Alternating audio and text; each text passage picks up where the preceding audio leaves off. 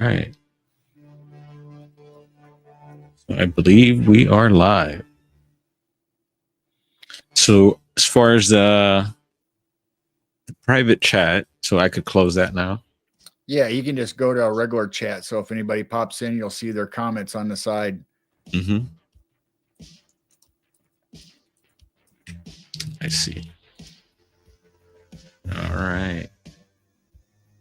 And how do I sound to you? Sound good. Cool. How you doing today? I'm doing great.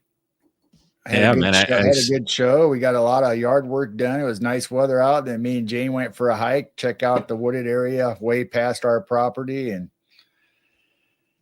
it was nice. Nice day out. Cool. Yeah, I heard some of that, and I checked out some of the show, which is interesting. I'm familiar with her, but I believe you've had her on before, right? Yeah, we've had her on 3 or 4 times. I think this is the 4th time we've had her. She's Yeah, I've seen her excellent on. storyteller and great personality. Awesome. And her name again? Her name is Neoma Finn. Right. So if you just search YouTube for Neoma Finn, you'll find her, and her podcast is called Open to Doubt. Okay. And then that was over on Carol's channel, Midwest Night Watchers. So super cool. Carol was helping me out here getting started with tonight's live. And there was a few little kinks we had to work out. And but Carol's good at this stuff, man. He's good at troubleshooting and working on electronics apparently, and gadgets and You stuff. know, it's weird. I don't know why, but ever since I was a kid, I could take stuff apart and put it back together and even fix stuff that looked like it was broken. Mm-hmm. And electronics just came natural to me. I mean, I had a computer in grade school when they first came out, you know, the little tiny VICs and Ataris and all that stuff, and Radio Shack TSRs. And you know, my first computer was a 286 when they first came out, Hewlett Packard, and I've just been going ever since. And I've always upgraded my own stuff and put in my own hard drives and memory. And I mean, I've just done it all. And obviously, video editing came pretty easy. And wow. So I don't know. I just been lucky for being an old guy and been able to keep up with technology for a while. Yeah, and so it's safe to say you've been doing this for a while. Oh yeah. Like I said, I've been tearing. I mean, I've fixed VCRs and TVs and crap, and fixed people's radios and stuff when I was in grade school. You know, right in junior high area. I guess I'd say. I shouldn't say grade school, junior high.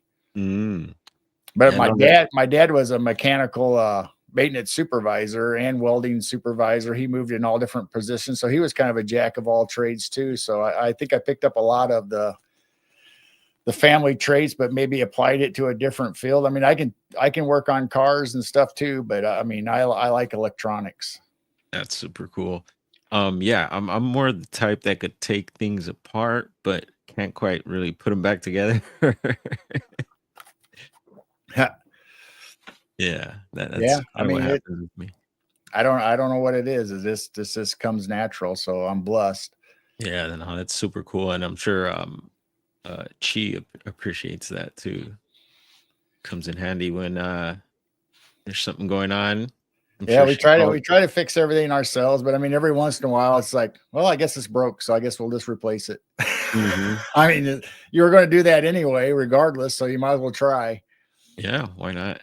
And then when you do ever have to like have someone's services come out to do something, you ever like watch what they do and kind of like learn something?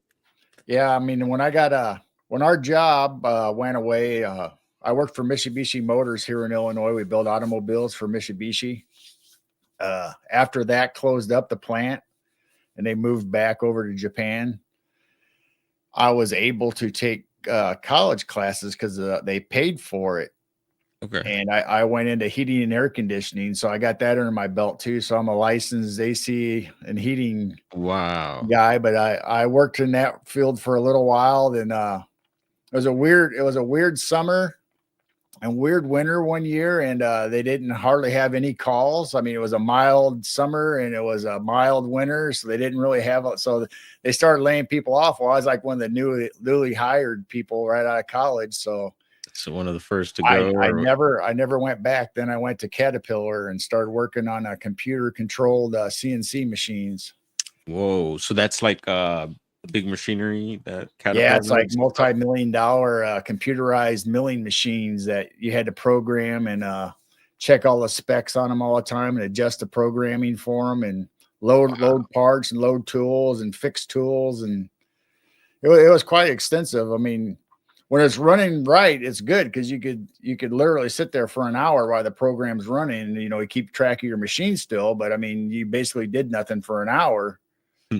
But when stuff went wrong, it went Uh-oh. wrong because you were fixing tools and changing out parts and adjusting programs and scratching your head trying to figure out the data. And Hmm. And in those types of cases, let's say like you're in a situation where you need help, where there's were there resources for you to reach out to, or how would you go about like troubleshooting something? well, the weird thing about they expanded so fast that the old timers retired on day shift and I was on night shift at the time. So I learned everything from my day shift guy and he taught me really well. I mean, I already had mechanical and all that aptitude and computers and stuff anyway. So it kind of just fit my niche.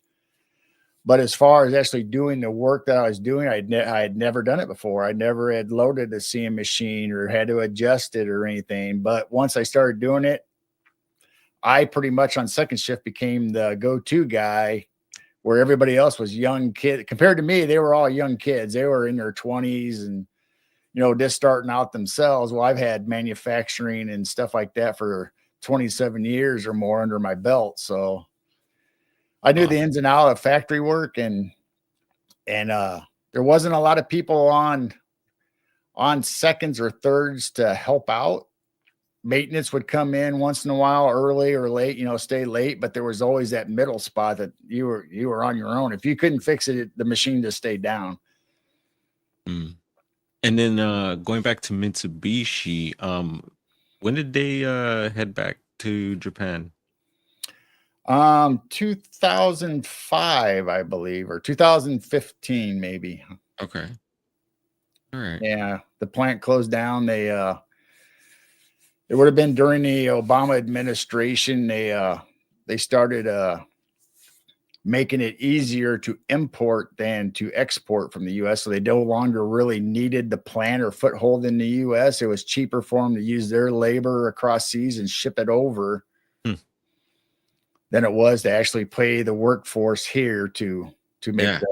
the product. Wow. Yeah, that's a trip. I remember seeing a lot more Mitsubishis around.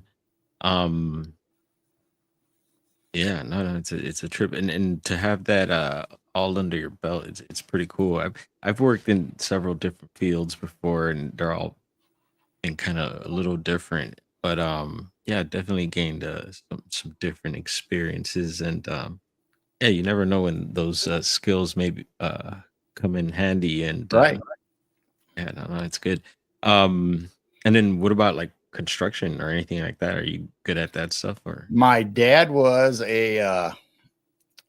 he built houses. That's what was his first trade when he got straight out of high school. And before he got married, he was under a contractor here in Henry that built most of the houses, or was one of the best guys known because he'd been doing it for years. So that's how he got his start. Then dad had moved up from renting to buying to building our houses. So the last house that they lived in was their final brick house that dad did all the labor and stuff with friends and family. And he did have the concrete guys obviously pour the basement and stuff like that. But everything else was done by family and friends. And dad was the head contractor and he was right in there, putting the bricks up and doing the walls. And Wow.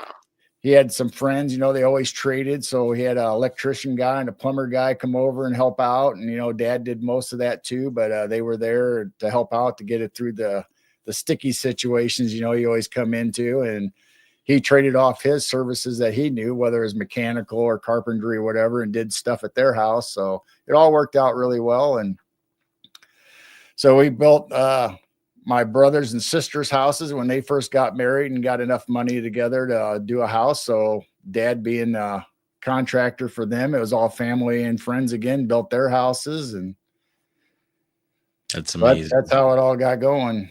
Yeah, I love that. Yeah, no, I wish we had someone in the family like that, man. It'd be great. Yeah, no, I've had a close family member that worked in construction, and yeah, it's I got to see what it was like for them, and yeah, I wish it was something I would have picked up.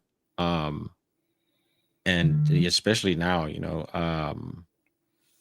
there's been small moments of where I've kind of helped out with stuff like that, but yeah, no, I'd like to learn how to build a house. I've seen actually some recent YouTube videos, and it was a female that's like building a house from the floor up, and Yep. she's YouTubing the process and everything, and it's super cool. It's like, wow, yeah, There's a guy that I follow. Well, several of them I've followed where they've either built cabins or houses out in the woods, using the timber and stuff out there. But then I saw a mhm, guy, it was a freshly married couple.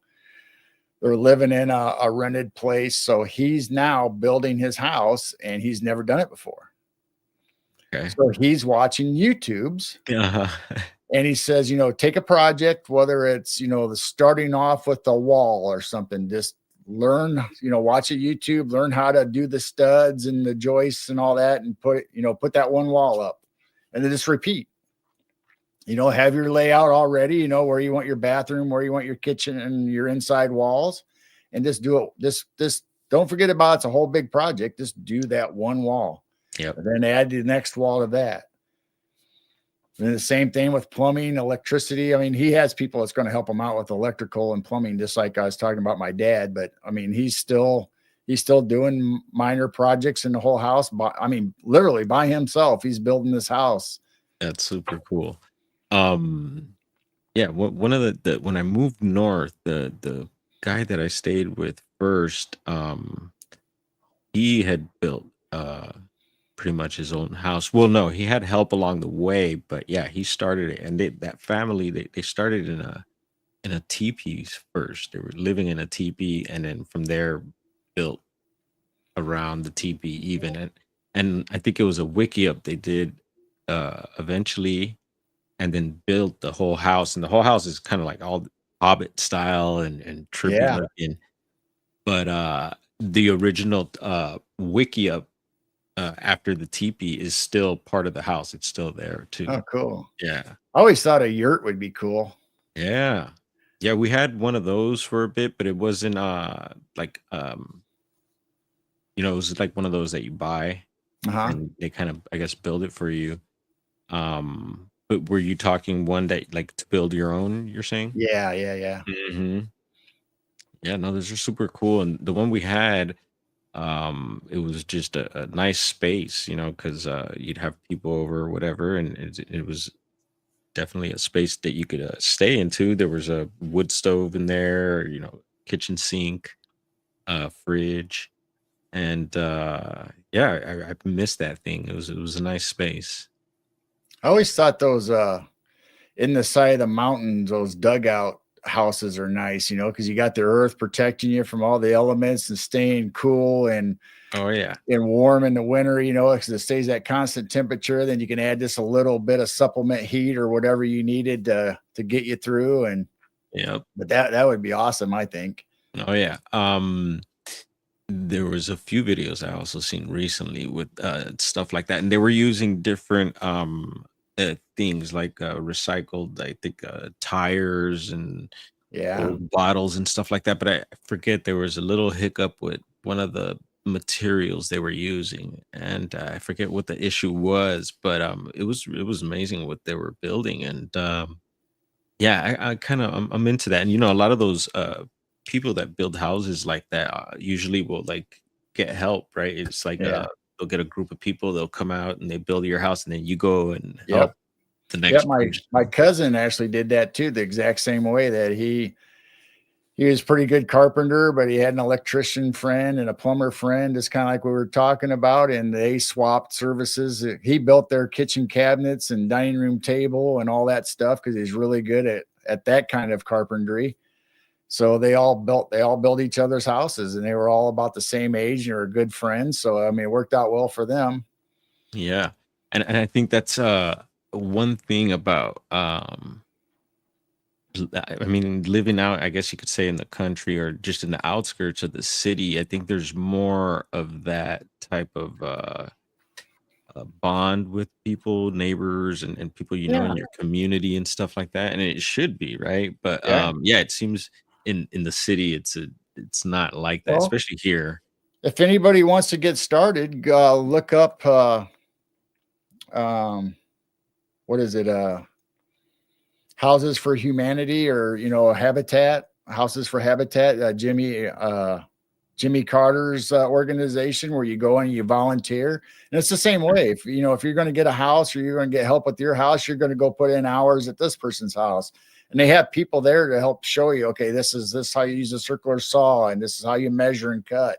This is how you drive in nails into a stud so it doesn't move off mark. And this is how you want to do your headers above your doors and your windows. And, they teach you all that stuff. And then pretty soon you're 2, 3 houses in and you're ready to go, man. Yeah, man. Oh man, there's a lot of things actually that I'd like to get into and learn like that. And you know what? With me, I've noticed there was a few other issues before we jumped on live that I was thinking like, yeah, maybe we talk about that. And it had to do with like a fear and like insecurities and stuff like that that just hindered me from learning and doing and experiencing certain things. And yeah, also the ego, which I Yeah. also kind of, you know, it all That's kind a of tough, blends in there. self is a tough thing to get Yeah. over. I mean, you got to put yourself out there, and sometimes people think, well, what are they going to, do I look right? Do I talk right? Do I make sense? Or are they going to believe me? Are they going to make fun of me? Or are they going to shoot me down? Oh But man. I mean, this is all about sharing experiences, whether it's Bigfoot, UFO, or like we're talking about carpentry and electronics. It's all about your life experiences. I mean, there's going to Mhm. be somebody out there that's going to pick something up out of it that's never heard this before, or all of a sudden they're going, "Oh, wow, I never knew that." Yeah. Yeah. That's for sure. And I like that. And that's what it's about too, because it happens to me. There's people I listen to, and it might be some random stuff, and you learn something. And Yep. yeah, I love it. It doesn't stop either, and it could be online, offline, whatever. But uh, yeah, no, it's super super exciting for me. I try to yeah, I've been pretty excited nowadays when I wake up and stuff. Yeah, my dad always told us, go out there and try it. You'll never know until you try it. You can't shoot yourself down from the very beginning because you don't know anything Mhm. about it. So go out there and try it. Oh He yeah. he says, as far as the fear factor, it's just pretend we're sitting across the kitchen table from each other, having a cup of Joe and some cigarettes or something, and just talking and telling stories. And that's how I got started. And I don't care about. I mean, I do care, but I mean, I don't pay attention to what everybody else says or anything. I just come out here and tell my experiences, or go onto a podcast with somebody, and if somebody says something nice in chat, I say something nice in chat, or I answer their questions. And if they don't agree with it, that's fine. I don't agree Yeah. with everything everybody says either, but Yeah. Yeah. I see. that's just the way life is.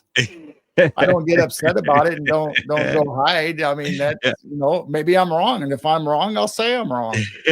I find out later I misspoke, or I said something wrong, or something turned out to be different than what I portrayed the first time, I'll come on. I'll say, hey, sorry, I missed it. Oh yeah. Yeah, I no, messed up. and that happens with me a lot too. I mean, there's things that, I may believe one moment, and then like, the time goes by and you have a total different view of it. And so Right. things are always changing, The you more know. you study a subject, the more you find out that you don't know everything. So what you thought as a new person coming into a field, and it doesn't matter what field it is, pretty soon you'll find out it's like, oh, why was I thinking that, or why was I doing stuff that way when I could have been doing it this way the whole time? Right. Oh yeah. Or I somebody else's experience. I mean, Dogman, Bigfoot, UFOs. Yeah, there's a lot of stuff in common. There's a lot of similarities, but not everybody's experience is the same, and not everybody sees the same exact thing. Just like when somebody sees a car wreck and the police ask them, "Well, what color car was it? What was the person driving looking like?" And say, "I don't know." One person says he had a red shirt on. Another person says he had a blue shirt on. One says he's 6 foot tall. Another one says he's 5'5". Or I mean, they not even all the witnesses that see the exact same thing at the same time can describe a car accident or a robbery or a crime. Or Oh yeah. I mean, Yeah. something Yeah. as dramatic as a Bigfoot experience or a dog man or UFO. You're sitting there in shock and like, did I just see that? What happened? And Exactly. it's like, then you try to remember, okay, what did I really see? What? So everybody has their Mhm. own experience, and they're not going to be able to interpret the data or whatever their visual senses and everything was exactly like everybody else would. So I mean, you got to try to use common terms and how you felt, what the weather was like, and what you saw and what you experienced, and maybe somebody's story or experience. There'll be a little nugget in there that you can say, you know what, that makes more sense than what I saw that night. Yep. Yeah, no, and I could think of several traumatic experiences, and it's strange to hear what especially when it's in like in a group setting, what certain people remember, and a lot of people remember. Usually, people will remember different things, um, and so yeah, and you'll hear Right. my nephews upstairs bouncing around. Yeah. It's four of them. People will tell their side what they experienced, and one person might say, "Hey, I noticed his walk was funny," or if it was an animal or a Bigfoot, it says, I noticed his walk was funny or different, and this other guy says, "Oh, I didn't see that. They didn't even notice that. But did you see his eyes?" And the other person says, "No, I didn't see his eyes because I was watching how he was walking." So I mean, there's so much stuff going on all at once that you could be just fascinated with how big he was, what noise he made, and you might not even notice the other details until somebody else brings it out. Totally agreed. Just like for example, like people are still picking apart the Patterson footage, or you could, whatever, Right, JFK, people are right. still finding things and stuff, and yeah, yeah, it's a trip. Yeah, I don't know. Has anyone jumped in? Or I is it have been not seen anybody, anyone? and Huh? I don't know. Yeah, yeah. That could be a thing with my uh channel here. Well, I Like I need to rem look it up and see. I need to actually go to YouTube and see if yeah. I'm assuming we are. Yeah, I think so. Sometimes it takes a long time for people to jump on my lives and stuff like that. Sometimes people are quick, but I know it is Sunday, and not that we're expecting anyone, but it'd be cool if some people were to jump in by now. I think we've been on for a little bit here. Yeah. I mean, I announced it today and on a couple of different shows. So hmm Yeah, and I did go live, and it does have the option to end the stream. So yeah, we're on.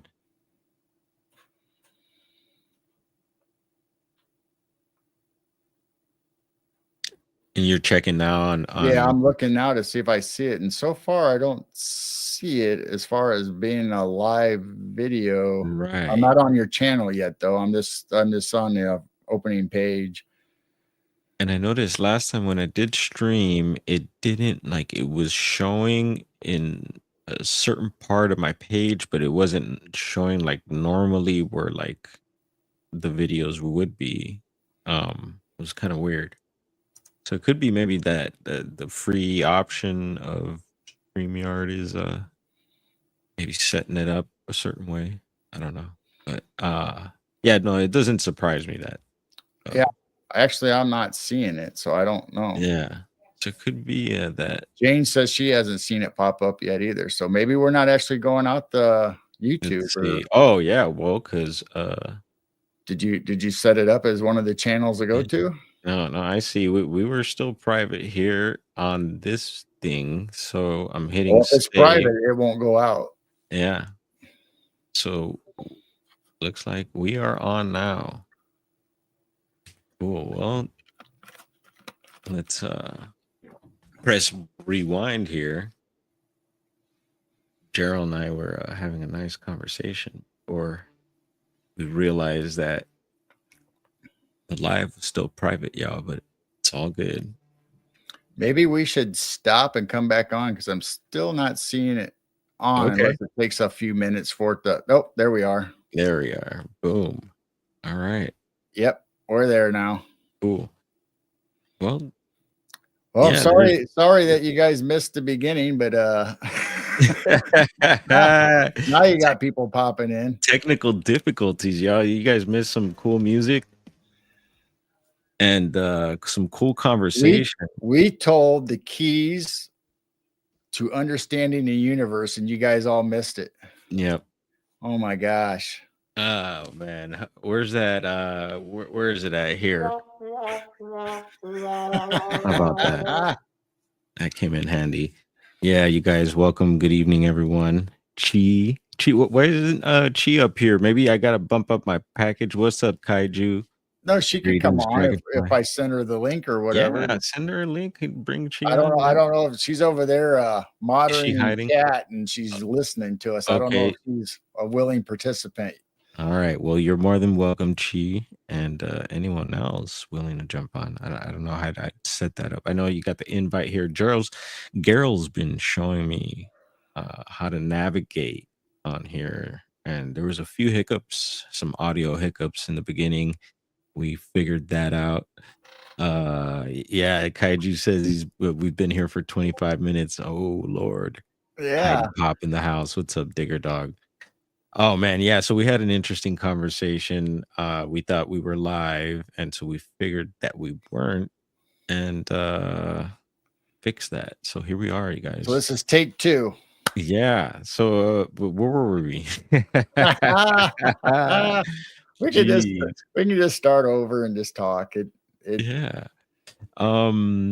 Yeah, no. So this is the type of stuff that we're actually talking about fear and insecurities and stuff like that a few minutes ago, and pertaining to like situations like this now, yeah, having to perform sometimes. Like for me, DJing comes to mind. I remember first learning how to DJ, and there's always this fear of having a record skip or something, or Right. just blowing a I mean, speaker.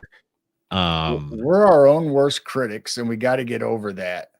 And I'll Oh, tell yeah. you what, and I was the same way. I wanted my lives to be perfect. And I've watched so many lives on other channels, and when they have hiccups, I enjoy it because Yeah. that makes them human. It makes me human. It makes me feel good about myself because when I screw up, it's like, okay, I hope somebody's laughing or having a good time out there. If I don't have my mic on or I'm on mute for a while or whatever, it doesn't Yeah. matter. I mean, Yeah. No, and I've learned also that too. Like, I remember going to see like certain groups perform, music groups and stuff, and things would happen on live, and they would just troubleshoot and go about their gig. yeah, you just roll with it. And yeah, and I learned that that's kind of the way to do it, and I love it. Yeah, freestyle just off the top. And we weren't planning on a perfect stream tonight. We knew that we Right. were gonna This have to is just work out a few practice, a things. test, and hanging out and chit Yeah. chatting and getting everybody in chat activated. Yeah, it's cool. And welcome T-Bone. Also, we got T-Bone in the house, y'all. All the way from cold Canada. Yeah, Latchkey showed up in our chat today. That was nice. I emailed them and talking to them and Cool. see if we can't get something worked out. Yeah. Him and I have been in touch, and yeah, I seen he posted a video today. I didn't get to watch that one yet, but yeah, I'm really liking the works he's doing, man. And for me, it really gives me a bit of a confirmation on the stuff I'm also experiencing and capturing and stuff. So Yeah. it's cool to bounce off that. And yeah, you should get ask him about some of the rods and skyfish. I'd like to hear his opinions on that. I can't wait to hopefully you guys get a show going on here Yeah.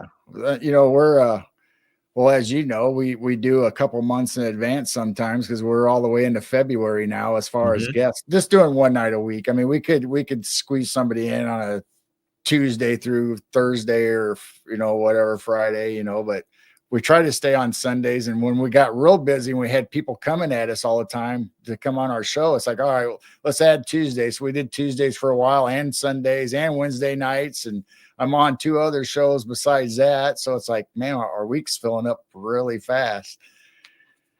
Yeah, no, that's super cool. And to stay even busy doing that stuff, man, it's yeah, it could be time consuming. Oh, it is Um between making up thumbnails and scheduling guests and being on other people's podcasts, and trying to help out friends and videos and audio and all this stuff, it's like, oh man, it's like, where'd the day go? oh yeah. Yeah, and they say, as you get older that it seems like time moves faster or does it move? And but it just really seems that time is speeding up for me these days. And my days have been going by really fast. Right. And yeah, just trying to make the most of it. Kaiju Ninja, you should do DJing in the forest, Bigfoot rave. So check this out. Oh, So, Bigfoot. yeah, Yeah. when I lived up in Humboldt, we were out in the hills, right? Up in the hills, and there I had my DJ system. So a lot of times I would play music when people would come over, but a lot of times when I was alone, practice and stuff, and I would play outside. We had a nice big deck, and it would just play into the hills. And yeah, the closest neighbor, they wouldn't complain. So and Right. it wasn't that loud to where it would bother them anyway. But and they were cool. But yeah, no, and I would like in my mind, it's like, oh yeah, I'm playing for the Sasquatch if they're around here. Come check out some of this dubstep. Ah. Yeah, we don't really live in the country, but part of our property to our land is county. So we have our houses in the city. We're on the edge of town. We're like one of the last houses in a row of like three or four houses.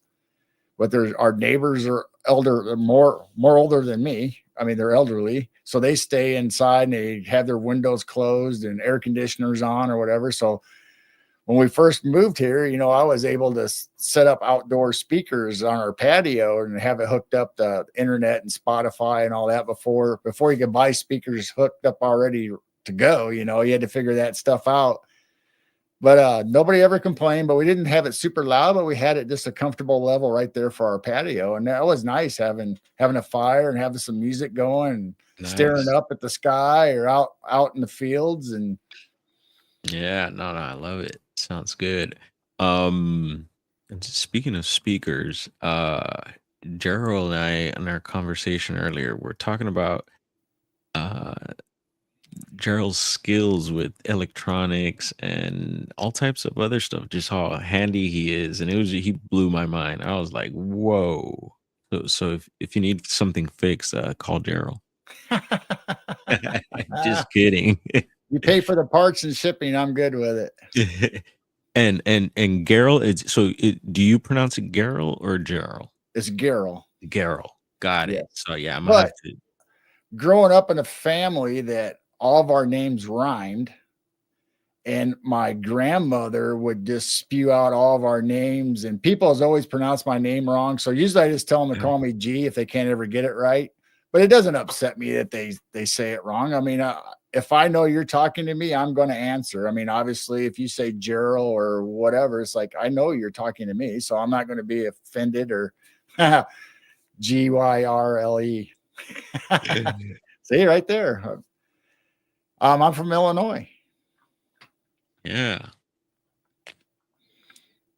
And Kaiju is up in Washington, I believe. And Are you homegrown Washington kaiju? So Kaiju Ninja, you guys check out how can we check out your stuff, Kaiju? Because I know Kaiju gets some amazing stuff. I've seen some of his he's a big footer, y'all. All right. Um yeah, and he's gotten some amazing tracks and he's gotten really good evidence. And yeah, I don't know his channel. I know his channel. He posts a lot of like movie clips and stuff like that. Super cool stuff. So I know he's into films, old films, and Oh, nice. um. But yeah, I'm not sure. Maybe on do you post? Where do you post Kaiju? Because I'd love to check out more of your stuff. I remember seeing some of your stuff featured. I think maybe possibly on Pine Island Research. I think it was someone's show, but uh, there we go. Look, you can look up So Salish Sasquatch, Bumping Lake, and I've heard a there you go. lot about Bumping Lake up in Washington. I like the name of that lake. Um, Tate Hieronymus, who I've been out with several times, got to go to Bumping Lake and actually met up with Brent and Kaiju, if I'm not mistaken, and did some bigfooting out there. That was maybe a couple years ago, if I'm not mistaken. They had just left Bluff Creek and headed up, uh, maybe stopped in Oregon a bit, and then headed up to Washington. And I think they did Bumping Lake that time. So I forget what might have happened that time. Any action? So Jessica just popped in, says, "Hey, you guys are up late." Well, Hey, I Jess. I do the Night Owl Lounge, so we are night owls. Yeah, well, out here, West Coast 9:22, so still a little early. But That's glad you guys are up. 11:22 here for me. Oh yeah.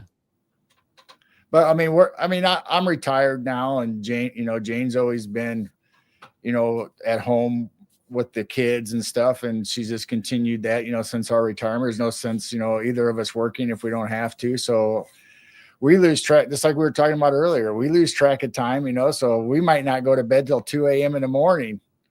Cool. If we're onto a subject or a rabbit hole or watching somebody's podcast or catching up Mhm. with people, it's like, well, I'll sleep tomorrow, but we'll end up getting up. I'll get up at 8, 9 o'clock in the morning still, and it's like, all right, let's go. What are we doing today? See who's on, see who's doing what, and then get some stuff done. Then go back to watch some more shows. And Right.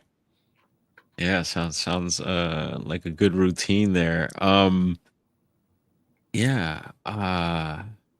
Yeah, I just been doing the shop schedule just daily, no scheduled dates off, unless my brother's like, take today off for whatever reason, but usually there's no like set day. So I'm there daily and yeah, I right, don't mind it. It's been cool. But yeah, I try to avoid getting into that rat race type uh scenario. So yeah, but it's different. It's different when you own your own business. I mean, you're invested in it. It's obviously something you love to do. yeah, Otherwise, you wouldn't be doing it. right. So I mean, it's like a heartfelt thing that, I mean, you want to be there, you want to do it. So why not be at the shop where you love it and you meet people and talk to them? And Yeah, it works out. Although a day off would be cool too. yeah, I mean, you got to have time to go out in the woods. Oh man. Oh. Yeah, who else we got here? We got Freaky Geek in the house, Jackie Barnes. So yeah, Kaiju m- uh Carol might be a good guest to Yeah, interview. Maybe he'd share some of his evidence yeah. Hit later me on. up at Midwest Night Watchers at gmail.com. Mhm. And we'll talk, and we'll share some stuff and see what we get going. Yeah, and then we got another Bigfooter in the chat, Jackie Barnes. And she's out of lovely and creepy Oregon. Oh, creepy Oregon. Wow. Yeah. So yeah, Oregon is just for me is just weird all around, but I love it. I love it up there. But yeah, just and I don't even know the northern part. I just know that the southern part of the area we were staying in. So much more to explore around there. Right. But I have checked out like Bend, Oregon. I really liked it there, and then some spots along the southern coast. super cool. But yeah, no, I've heard a lot about the northern part, and then of course all the craziness going on in Portland. Right. Um, So our channel, just so everybody knows, I might be new to your crowd of people that's popping in. I mean, Midwest Night Watchers started because of UFOs and just love of watch the sky. And you know, Jane's a bit advocate for being outdoors all the time. She's outdoors more than I am, so this is really why we started the channel, because of the stuff we started seeing in the skies and experiences we've had as kids. You know, watching the skies and weird stuff. But our channel is everything. You can be Bigfoot, UFO, Dogman, Mothman, paranormal. We don't care if you have an experience or a story or something that you're really into, you know, and you're wholeheartedly telling what you know and believe, you know, bring it on. We'll listen to it and we'll talk with you and have a good time and bring up all kinds of subjects. So it's just not one subject or another. It's just like Jessica's show. She does tons of different experiences. She loves Bigfoot. Don't get me wrong, but she likes the weird and the woo, man, also. yeah, and yeah, I think a lot of us Bigfooters like to stay in our Bigfoot world, but as you get into it, you'll learn that uh there's other stuff happening. These Right. guys are You body know, slamming each when, other up there. when you Yeah, think there's about Bigfoot take hitching rides with aliens on UFOs, and then you get into dimensional stuff, then you're into the paranormal and the woo. I mean, it's all connected one way or another. You just got, you know, you might have a niche or a favorite, but I mean, you got to open them doors and open them windows and experience what's out there. Oh yeah. And speaking of niches, I really like Brian Montauk is Strange. Oh yeah. His niche is just like, whoa, man. I think he really is really like, I don't know, sets us he's for me, he's set aside from a lot of things. He's got a good one there. I Let's see. scoured, you know, we've had him on a couple times on our show, and Jessica's obviously had him on, and Brian makes the rounds. He gets out on other people's podcasts, but every time I talk to him, you know, we're sitting here thinking about stuff, or, you know, talking about different things, and I'll start going down that rabbit hole. It's because I talk to him, say, all right, I want to dig into Montauk a little more. And I'll send him a picture here and there. You know, he said, I probably already have that. Then all of a sudden there'll be one in there. He goes, where'd you get that at? I've never seen that picture before. So I don't know. I was just going through 1,000 sites last night and I found this picture and saved it off of one. I don't remember even which one it was, That's because super I've never cool. seen that before. I can't believe it. Man, yeah, yeah, yeah. No, and I haven't even really cracked the. I mean, I've opened the book, but it's just, yeah, it's a massive book, and recommend you guys getting it because it just feels like there's stuff in there. Yeah, Um, go to Book Baby and look up Brian Minnick. Montauk is Strange, and it's a really great book. And Brian has his own YouTube, and he has a membership, and he'll give you insider videos and pictures and stuff that he doesn't normally share online, so you can see it if you become a member. yeah, and if you're a Bigfooter and don't think that this is up your alley, hold your horses or donkeys because there is some possible Bigfoot activity there, and he's got some pictures even in the book. So Yeah, yeah, check him out. yeah. Check out his You know, channel. Montauk Monster. You know, you got all that with Plum Island and all that stuff that happened there, and you got the Manhattan Project, and I mean Philadelphia experiment. I mean, Experiment. you know, you Yeah. got all kinds of stuff that happened at those government installations. It's just not right there at Camp Hero either. I mean, there's a lot of strange weirdness in that whole area. Hmm. Yeah, and it was interesting to hear about the whole tick thing that they were talking about. How The deer and the ticks, how the yeah, spread. yep, yep.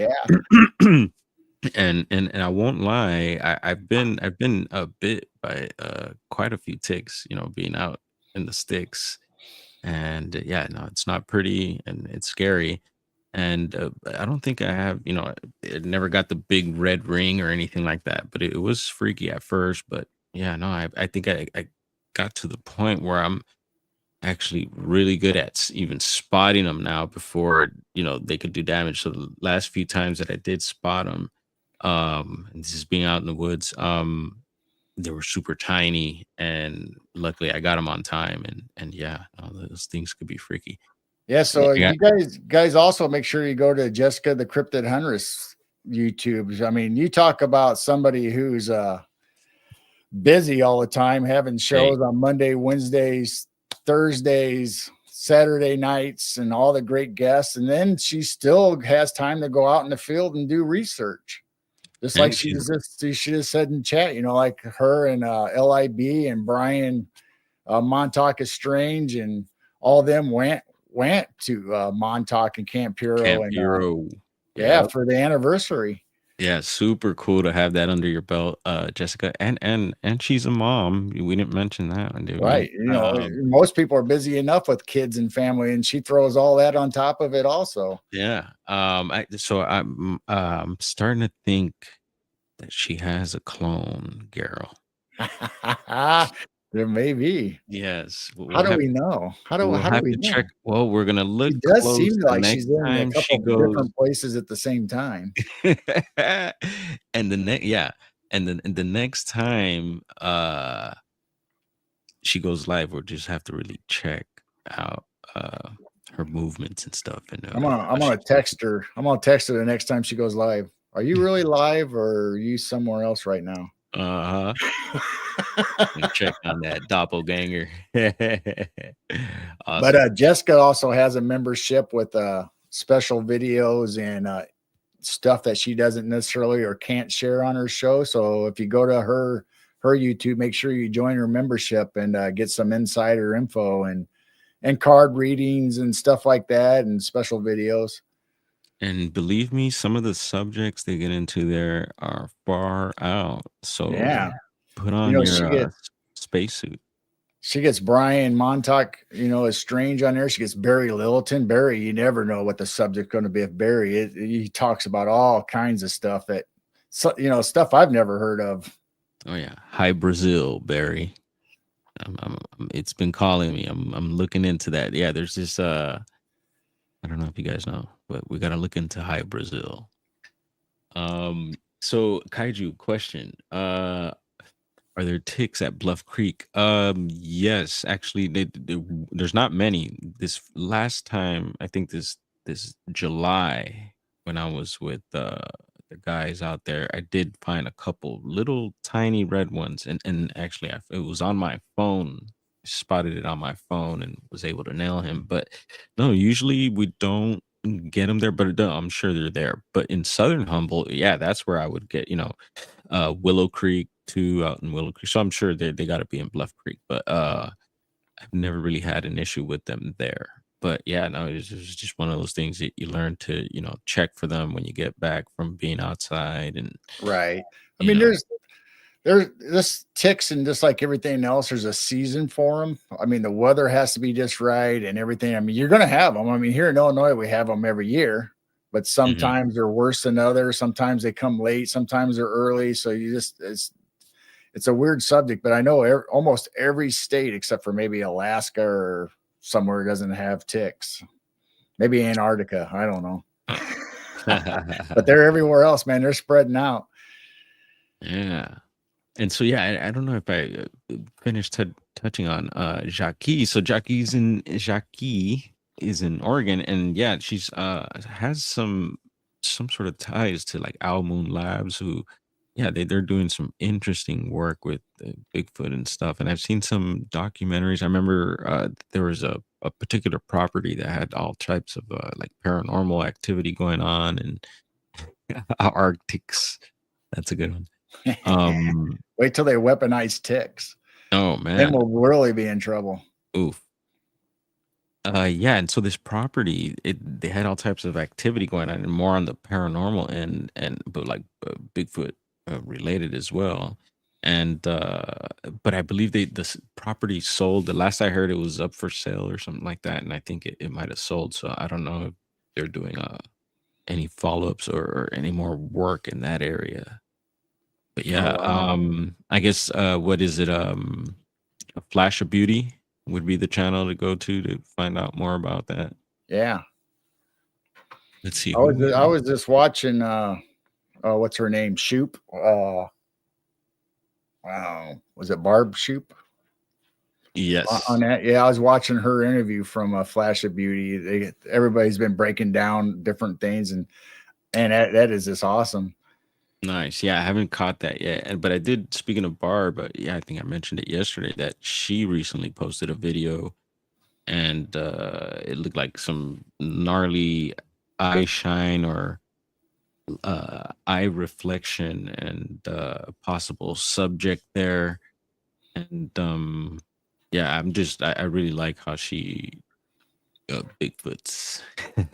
Yeah, and Long Island Bigfoot (LIB), he just uploaded a video the other day with eye shine, red eyes and white Right. eyes. That was really cool. Yeah, I seen that. I guess who present? I think someone was interviewing him. Was it Jessica? I think had him on the other day, and I think they showed part Yep. of that. If I'm not mistaken, or it might have been on someone else's show. But No, Jessica had him on, and right, a couple other people.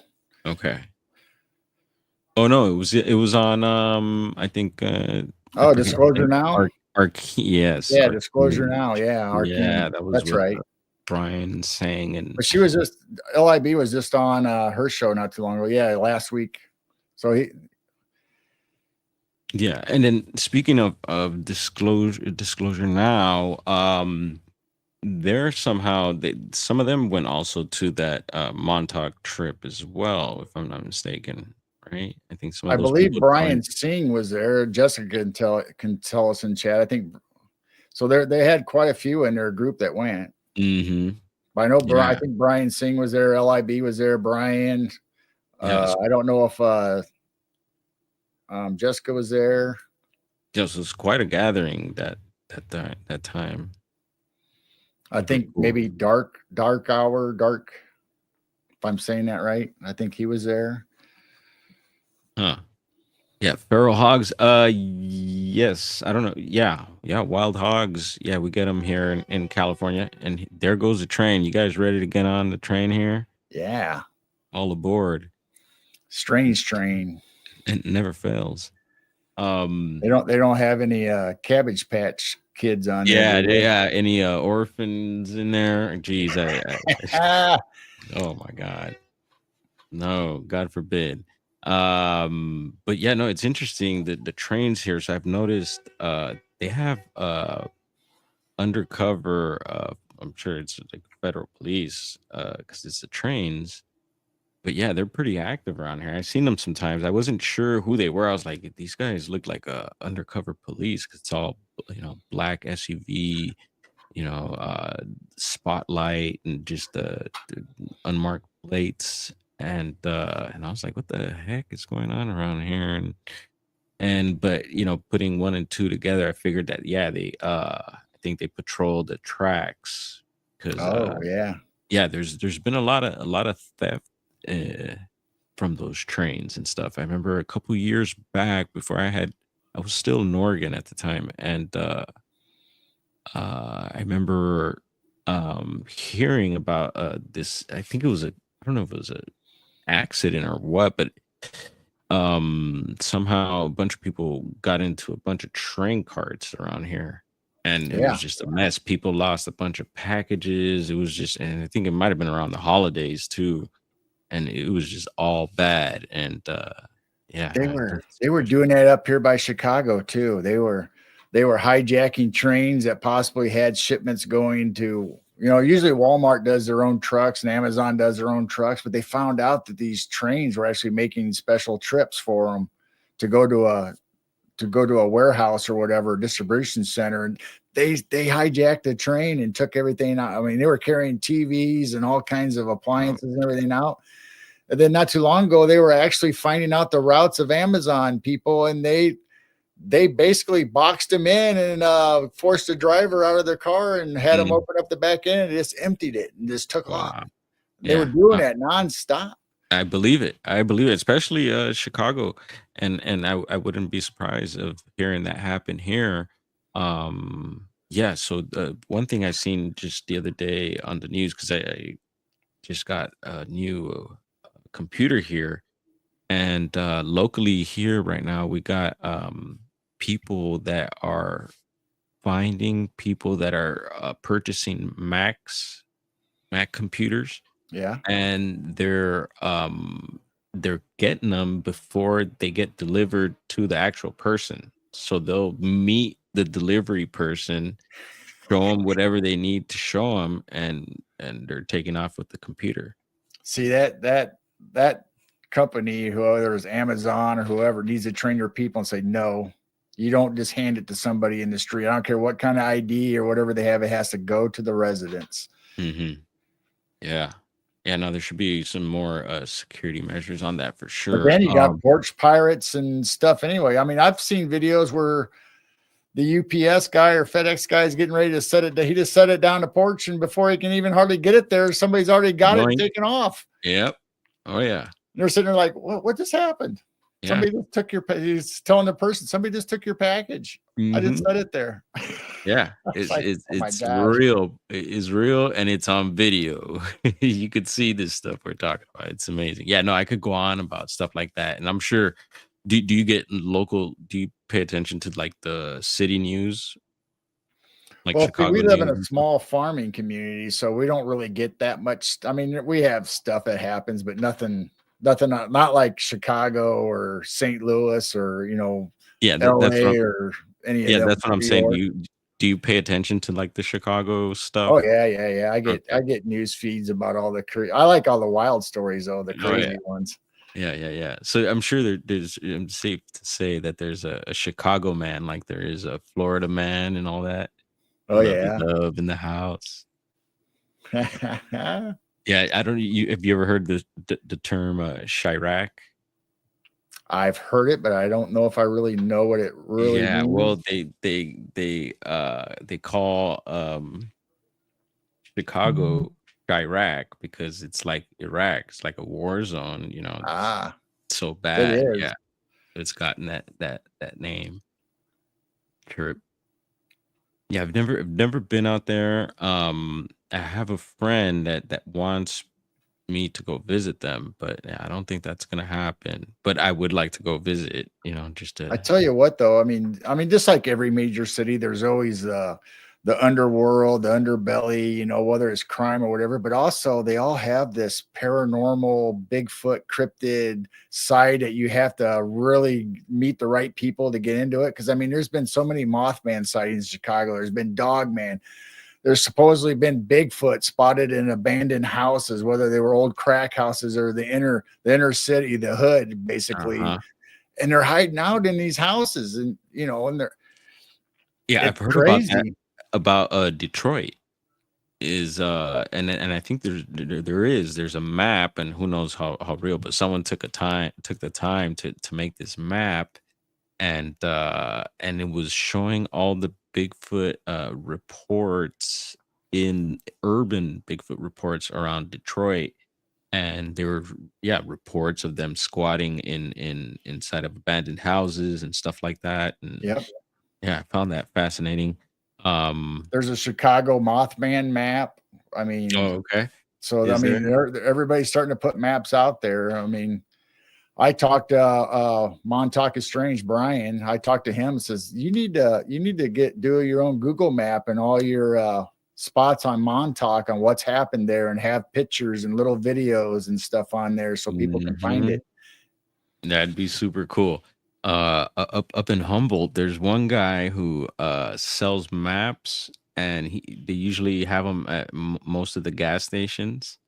And it's a cool little Bigfoot map, and it shows you all the little sightings throughout the county. But I think he needs to update it. Um, Get some brown dwarf on there. yeah, he's got to take a few of my reports. But I think it was just super cool, and it's even if just something to geek out on. Yeah. I think he should update those maps. And yeah, no, it'd be super cool that if Brian were to do something like that too. Or and Southern California map would be awesome too. Oh yeah. Yeah, and you I was can. surprised on how many Dogman, Bigfoot, and Mothman sightings in Illinois there is. I mean, I I stumbled across the Bigfoot Society, I believe it was, and they interviewed somebody from Illinois. Huh. And it was just an awesome story. And it's not that far from us. It's probably 3 hours or so from us. And I thought, man, that's interesting because we just had a Bigfoot sighting 2 hours from where we live and a Mothman sighting at the college there in Bloomington Normal, which is a hour and a half from us. So I thought, man, this is cool. And then now the other night, since I was checking out these things, not that I haven't done it before, but it's all of a sudden they just start popping up. Illinois was at one time the fifth most sightings in the United States for Bigfoot. I didn't know that. And then there's been at least 20 or more Bigfoot and Dogman sightings in Illinois within the last 10 years. And going all the way back to the 70s. And I've always told the story about when I was a kid, the family was going out to eat with some family friends, and we're in the station wagon where mom and dad's up front and the kids are all piled in the back without seat belts and riding around. And we had the AM station radio back there in the 70s, on, and all of a sudden a Bigfoot report came out over the radio. And I distinctly remember that report coming on, and my brothers and sisters were older than me, and they're talking about, it's dark out, we're heading home or whatever. It's like, hey, I think I just saw something over there. Look at, Yeah. it's like, oh man. Yeah. Trying to scare the crap out of me. But I'm starting to pile. I want to compile a report on Illinois. I'm going to start scouring the internet and YouTube and everywhere else I can find and start writing down these reports when they happen, where they happen in Illinois. And maybe I'll make a map for the whole state of Illinois. I don't know. Yeah, that'd be super cool. And then Kaiju was asking if I don't know, I think he's asking us or me if I've looked into Dogman sightings in California. I haven't really gone out of my way, but I have come across some. There was one in and who knows if it's true, but there's a picture along with it, and it's at a Jedediah State Park, and that's up in Del Norte County above Humboldt, and which is actually Del Norte is part of the county where Patterson Gimlin film was filmed. And yeah, there's a picture, and it's like I guess what would you call a blob dog man? It's kind of blobby looking, but it has pointy ears, it looks like. And good evening, Mrs. McGill, Juliana in the house, Humboldt. What up? Yeah. So there's been those, and then I ran across a few reports more towards the border of Mexico and California from like supposed border patrol agents. And I could, in my mind, I could imagine that. I could imagine things happening like that down there just because it's just got that vibe. But yeah. But then again, I feel like that vibe could be anywhere. It's like everywhere I go, It could be, but for like me growing up in the heartland, never venturing out very much from one coast to the next. I've traveled a little bit, but I've never been anywhere close to Mexico. But hearing all the stories, I can imagine in my mind, like Chupacabra and all that stuff. And so I'm thinking, okay, there's got to be weird stuff creeping across the border. Oh yeah, I think all bets would be off. Who knows what. Yeah, and I've talked about this before that I'd like to get into reports across the border. There's people that have done like the border and on over to the US on our side, and I know people have gone into like foreign countries doing this stuff, but I don't know for myself. And I have traveled a little bit, and I did look into some things while I was out, but not a full, I was more on like vacation and was able to check things out. But it'd be cool to be able to get out and just full on like investigate something and right. Yeah. And because like I've mentioned before, I was gonna say there's like when we put a border on like states and stuff like that, like I don't think these cryptids are paying attention to borders like, oh yeah, this is Nevada over here. So I'm an ET alien, so I gotta stay in Nevada, you know. No, I think these things are running around all over the place, and so there's got to be stuff on the other side of the border. Dogman, Bigfoot.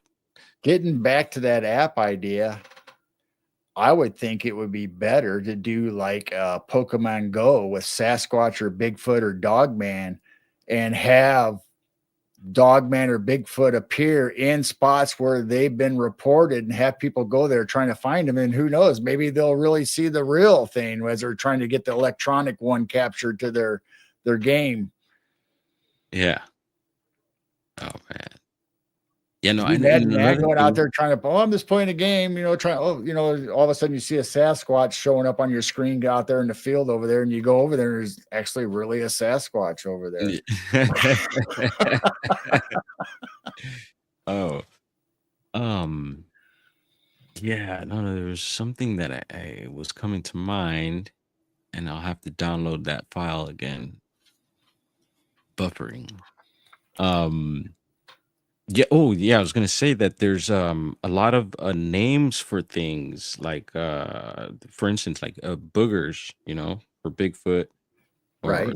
boogeyman and all these different names that could be referring to these beings.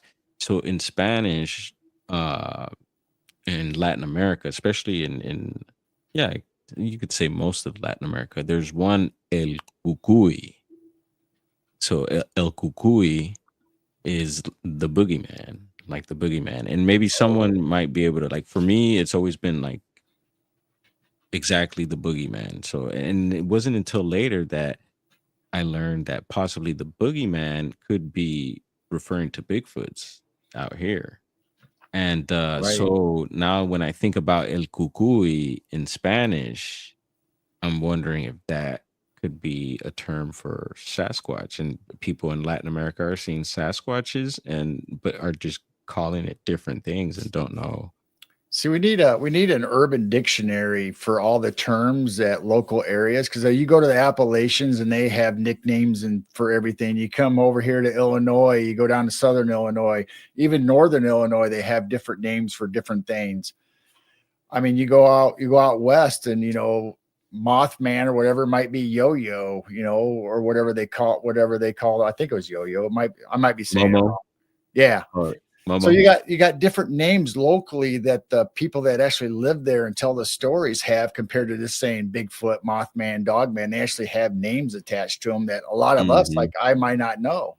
It would be Right. cool just to put all that down, local information on what they call these things, and then make a cross reference. Whether, okay, here over in the East Coast, we would call that a Bigfoot or a Dogman, or Central Illinois, we call it something else, or whatever it's termed. Yeah, yeah, for sure. Yeah, and then there's also like in Argentina, there's a native tribe there of people, and yes, the Yucca Man. A native tribe of people there called the Patagones. So they're from the Patagonia area of Argentina. And if you break down like the word Patagonia or Patagones, the word pata in Spanish means foot. So Ah, so it's almost like the foots, or that's what they're called. So there's something there, and then so I've heard some connections, possibly also that there is a native tribe of people that are the Patagones, but also that the Patagones could be also these Sasquatch beings that are up in those areas. right. Yeah, yeah, yeah. Weird I stuff. mean, not only is the United States so big and we have different names, but you also have South America, you have Australia, you have the Himalayas, the Yeti, and I mean, there's all these names that are basically describing basically the same type of being, but they're just in different regions. Yeah. Yeah, no, no, no. And you know what? The whole topic of giants seems to be really coming back around. Um, I mean, I seen a video yesterday, I think it was. Do we still got voice here? Audio good? Yeah. All You're still good. right. My lunch break posted a video on giants, and then who Yeah, else? I watched that today actually. Oh, cool. Yeah. Hopefully you enjoyed that. And then Hammerson Peters, is it? All right, do you have you checked out his channel? No, I don't Yeah, think I know. he's got a lot of good story. telling stuff, and a lot of it I feel is like a real information. And yeah, his delivery is awesome. I think he posted some stuff on Giants today also. Wow. Yeah, Sabe. It Yeah, we does got seem hit. like there's cycles, no matter what field you're in, there's cycles where, okay, Bigfoot's kind of dead right now for just a little bit. You still have your enthusiasts, your people that are really into it, trying to research like Jessica out in the field and stuff.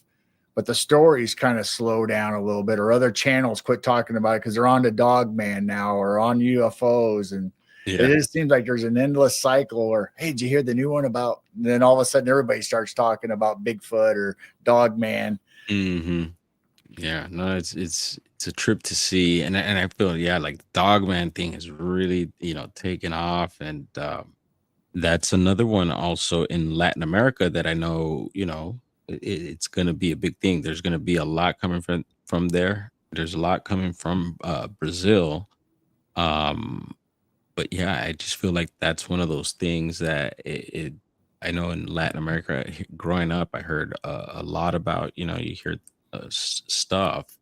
Um, and not so much here, but nowadays it just seems like, yeah, it's raging, and yeah, we got to tap in definitely to some Latin American sources somehow. There's a few people that I follow and that follow me that are out in different parts of South America, Central America, and stuff, and so hopefully we could tap in, or let's go on vacation, girl. Yeah. Yeah, let's go down to South America and see what kind of, maybe we'll find a whole new civilization of temples and pyramids and along with cryptids.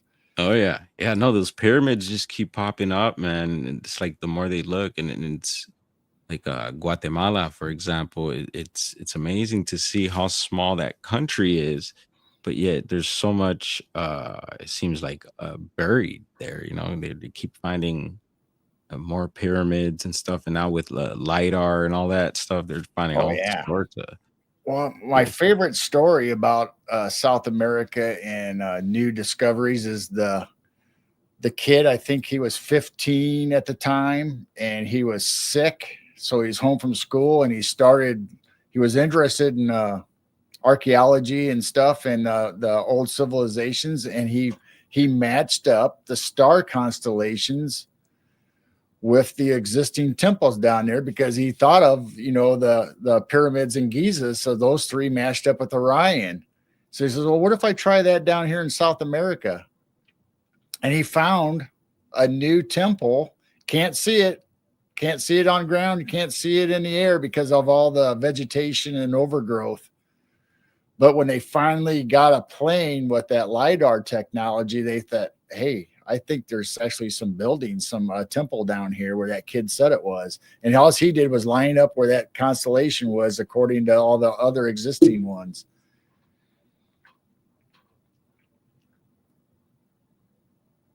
I think you're muted. Hopefully, that kid is living good now. I would think so. I mean, they should at least name the complex after him or the Right? expedition after him.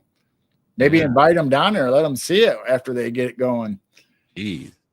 Yeah, no, that's super cool. And to make a discovery like that, man, wow, that's But I mean, it makes sense because they always talked about how Giza's lined up with Orion, and we know old civilizations paid attention to the stars, and they had, monuments and obelisks and everything pointing towards the North Star or constellations or whatever. So it's like, okay, why wouldn't other civilizations plant their cities and compounds according to the night sky? hmm yeah, no, for sure. We could probably And do that in the US and find some new stuff. oh yeah, what's up, Diesel? Yeah, yeah, yeah, definitely. I think there's definitely something with the constellations. I remember some of us were trying to look into whether if some of those stick structures we were finding and stuff had anything to do with possibly some star alignment and stuff like that. But I never really found anything. But there were some guys doing some more extensive stuff, but I never heard back from them. And yeah, it'd be interesting to see if they did, discover anything or find anything interesting Right. there. Yeah, you never know. I mean, I guess look up the reports and see if there's a congregation of reports in one area and see if that lines up with anything. See, okay, the next area where all the big reports in it, and say, okay, do these two have anything in common with a constellation or a star alignment? Yep. And you know what? I'm thinking to myself right now, I give you guys props for managing the chat too. It's not easy following the chat and seeing what everyone's saying. You can't really keep up with everyone. But I'm taking a glance every once in a while, Yeah, and it's I'm going glad it's going by pretty fast. I'm glad everybody's here checking it out. yeah. So yeah, just some stuff to get used to here. Sissy, good evening, greetings. Gnome Drew in the house. What's up, brother? Hope you're well. And Diesel, that was funny earlier, bro. That you made a comment on the live stream earlier, and I didn't quite get it, but I was like trying to figure it out. And later, I thought about it, and I don't know. I was just laughing on my own. It was hilarious, but thank you for making me laugh. Let's see, Tate. So we got Tate. Tate, your ears must have been burning, bro, because we were talking about you earlier. Yeah. Whoa, you see, that was, I bet you that was the youngest nephew. He probably slammed his brother on the ground. See, I didn't hear a thing, so you're good. Well, yeah, they got this noise reduction option here too on the StreamYard, so it seems to be working all right. Yeah, I think everything's clear and sounds good, and video is good. So Right on. Yeah, no, this is super exciting. And yeah, once I really learn how to maneuver on here, we'll be really rocking and rolling. But it's interesting to try to keep your train of thought, look at the chat, and then eventually we're gonna be, pulling up videos and right. checking things out. It's quite a bit of work, and I see why people should be getting donations. Yeah, it's not an easy job trying to pay attention to a guest, and especially if a guest doesn't talk as much. If a guest just rambles on, has a really good, interesting story, then you can kind of check out chat or or whatever while it's going on. But if it's a back and forth between two people just talking and bouncing ideas off each other, it's like I don't know. It's pretty as fast as that chat rolls by sometimes. Uh-huh. And we got a question from Diesel. So Diesel's another interesting. We got a quite everybody up in the chat. See, you hear those kids? Where's their mama at? Um So uh is he talking about plasma as in lightning bolts or the circle that like not infinity, but like the spiraling circle that goes from big to small to the center? Because that a lot of times is a symbol of a portal on hmm, ancient places. okay. And Diesel's style of bigfooting is unique. I'd like to say everyone's is, but yeah, he's a structure guy, but he captures I want to say a lot of strange anomalies, a lot of weird stuff. So check out his channel. You guys all check out your channels too. I always encourage you guys to check each other out, especially if you got some content. And I know there's different flavors for everyone. People like different styles of things, but Right. definitely something to check out. And I feel that yeah, definitely he's onto something there, and it could be a Bigfoot and more. The others we call it, yeah, because there's other stuff like we mentioned going on out in the world. Could be out in the desert, out in the forest, out in the ocean. There's things happening all over this planet, and it's just a matter of tapping in and checking it out. We live on a wonderful planet where we have all kinds of things that are able to exist whether dimensionally or physically on this earth for whatever reason, however this earth came about, whatever you believe, whatever the creator is you worship. Whether it's This flat is or not. this like, was this a perfect storm and all these things just happen, or did our creator make it so we could have all these great experiences? Is it part of our journey as a soul family that we have to go through these experiences and have these weird things that just boggle our minds all the time? It's amazing. It's amazing. Yeah. And with that, like with that type of thinking, I would hope that people will be a little more compassionate and patient and understanding to Right. your fellow human, y'all. Yeah. Oh, look who we have here. We have an old friend. Good to see you, Hazel. What's up? Haven't seen you in a bit. Hope you're well. And Octopus is hanging out with us tonight. I'm gonna have to learn how to type into chat also. You don't have to show me all this now, Gerald. I could We pick can your hook up brain. someday during the day and just do a behind the scenes mess around and Yeah, I'll screen share and pick all your that brain. stuff, and Yeah. you'll get up to speed really fast. It doesn't once you know where things are, it doesn't take that long to get used to it. And I see here there's like different setups for the screens and stuff.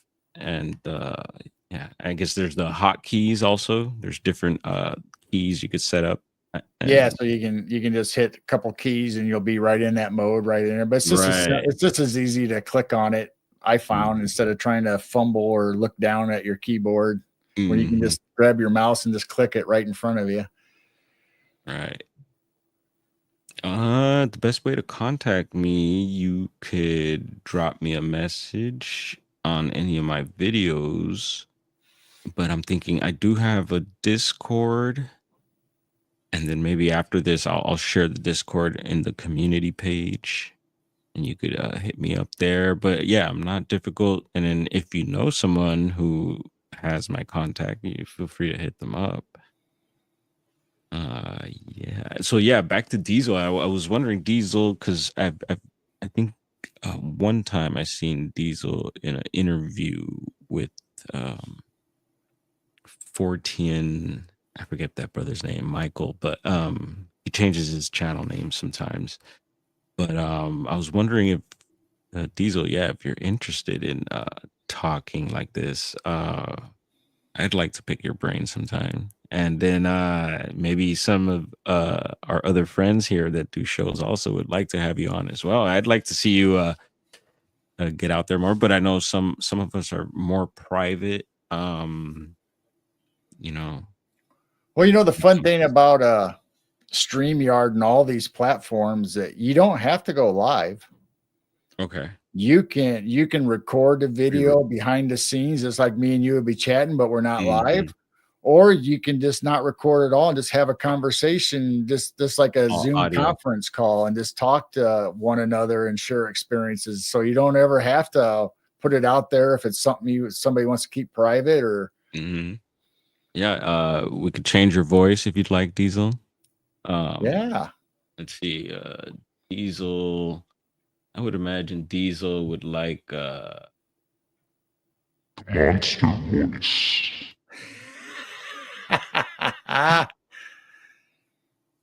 oh yeah. Juliana, how's it going? Any more aftershocks or anything up there? Yeah, I can't believe 7.0 is like a mega quake.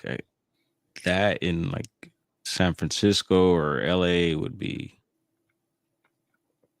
I wouldn't want to imagine that. Let's see, Kaiju.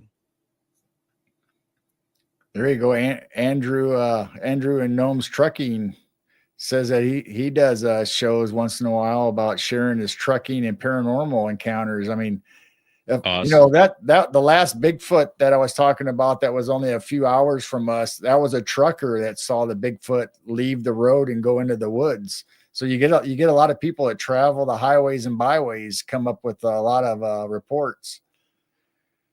Yeah, and Yeah, speaking of trucking, my pops is a truck driver, and I got to see him earlier today.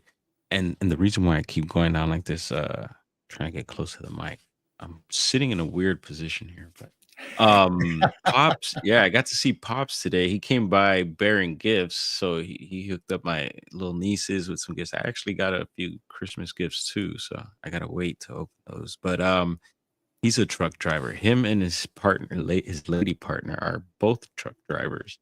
And and I was explaining to Pops some of the new gear I got and some of the stuff that I'm gonna be doing and been doing and stuff. And he's kind of like, yeah, whatever. And um, but I was like, Pops, maybe you should start doing something. Maybe you could start something on trucking and stuff like that. So Yeah. that came There to is mind. so many videos on YouTube and everywhere of just truck drivers showing people how they drive, the Hmm. crazies out there, or just your experiences and crazy stuff that you see while you're out riding. I mean, it's I mean, I've did that, especially when the truckers went up to Canada to help protest. I mean, there was just some cool pictures of truckers just nonstop streaming from the time they left to the time they got there, just talking about what truck life was and what goes on. And Mm-hmm.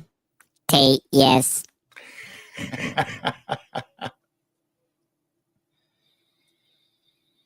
Yeah. So yeah, and when I told him that, he kind of got this little sparkle in his eye. Like Oh, there you I was go. like, "Yep, come check me out, pops. I'll show you how to eventually run this."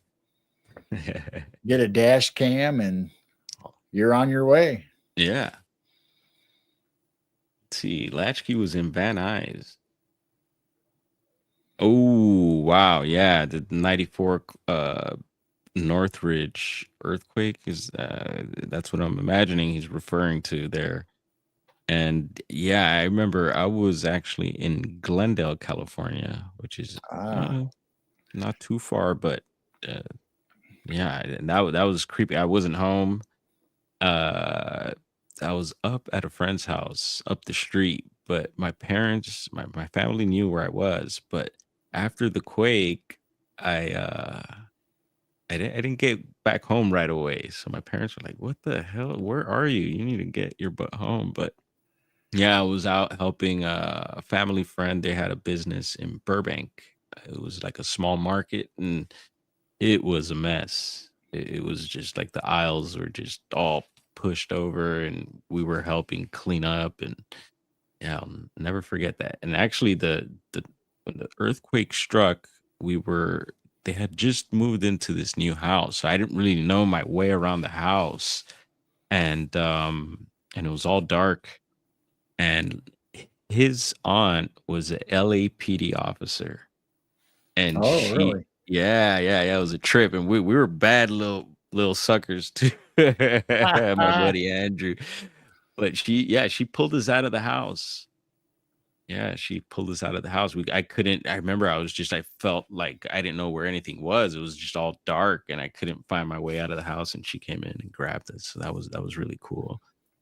I But yeah, I that was remember the Oakland earthquake when the World Series was going on. Me and Dad was at home watching the World Series, and that mhm, earthquake hit and just yeah, shut everything down. The overpasses fell on top of each other, collapsed. pushing the car. Yeah. Oh yeah. Yeah, I remember that too. I remember exactly where I was sitting in my living room, and yeah, scary stuff. Anytime I drive over those bridges, I always try to hurry up and get over them. As far as when I've been, my time, I lived in a small community just north of where I live now. It's one of the few times that I've moved away from my hometown, and it was late at night, and all of a sudden it felt like a car ran into the side of my house. It's like I Whoa. could have swore I would go outside and see a car Yeah. embedded in my living room or something. I had a 2-story house, but it turned out it was like a 5.0 or a little earthquake up north of where I lived at the time. And it's like, I can't believe it felt like, I mean, it shook the whole house in my Mhm. bed and woke me up from a sleep. And it's just like a big bang. And like, oh man, I could have Yeah. swore a car was going to be inside my house when I went downstairs. So that one, you could say it felt more like a jolt. Oh yeah. Yeah. it was a big shock as far as us. And I don't know. And it was probably 10 or 12 miles away from us, the epicenter. But like I said, it wasn't a huge one. Hmm. But evidently, the soil and the fault line was just perfect. Where it's like, oh my gosh, I can't believe it shook so bad over here. Yeah. That's one of the few times I have experienced an earthquake in Illinois. Interesting. And Diesel had a question there, something about the volcanoes and could it cause an earthquake? I think could a big Cali earthquake cause the super volcano to go off? Uh, you want to take that one, Gerald? I believe so. I think the tectonic plates and volcanoes are all part. I mean, volcanoes is a way of releasing pressure off of the earth. So if you have a big enough pressure building up on an earthquake and you send those tremors through and that pressure, I mean, I really think if California has the big earthquake like they say it's going to have, I think Yellowstone and all them are going to go off. Wow. Yeah, that's scary. Or the other way around. If Yeah, Yellowstone goes off, will it activate the fault line in California? sheesh. And Tate, yes. You guys see Tate's comment there. So when was it? Was it last year, I think? We had done Bluff Creek and I returned to Southern California and Tate was making his way to Southern California also, and we were gonna meet up down here. And we eventually met up and to go do a follow up at a spot where he had a thermal sighting. You could check that out on his channel. You guys, very interesting footage there. Um, and so we're in this area. It's this near the Sespe Wilderness in the Los Padres National Forest, and so yeah, we're you know setting up, and we knew that storm was coming in, and they were calling it a hurricane. It was like one of the weird rare times that supposedly a hurricane was coming, and then so we were kind of bracing for that, and we weren't fully prepared. We had a few tarps, and we kind of made this makeshift setup thing. It's pretty funny, but eventually the storm hits, and then an earthquake hit at the same time. It was a trip, and I believe it was a pretty big earthquake, and yeah, we felt it, and yeah, it poured quite a bit of rain, and to the point where like we went had gone up the mountain, checked out the area, but decided to come back down just in case it rained so bad that we weren't going to be able to make it back down those roads. So we went back down to the base of the mountain and kind of waited things out there. And there was an area we were actually, I think we had first spent the night when we got there. And luckily we moved out of there because if we would have stayed in that area after that whole area was flooded, we would have been flooded out there. It was quite a wild few days out there. Good stuff.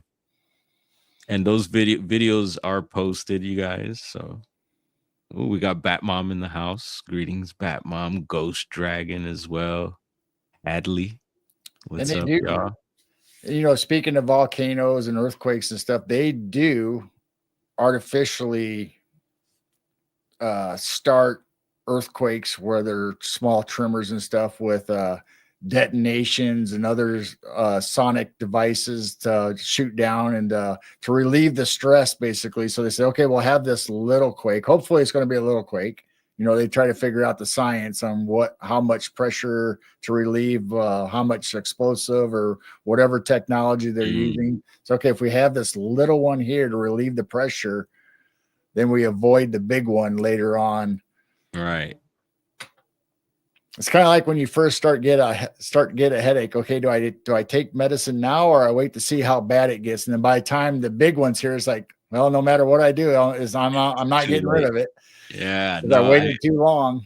Yeah, I can't stand when that happens. And speaking of headaches, I don't know if anyone else has been experiencing kind of like headaches lately. I've had a few that have been trying to get me, and I know a lot of times that has to do with like dehydration and stuff. But I've been, on top of staying hydrated, and but what comes to mind is possibly what they're spraying out in the skies has been coming to mind. And it was funny because someone else, I think on a chat over on STM, it might have been, had mentioned if anyone else was feeling headaches, and it was one of those days. I was like, "What?" I was like, Yeah, what's up?"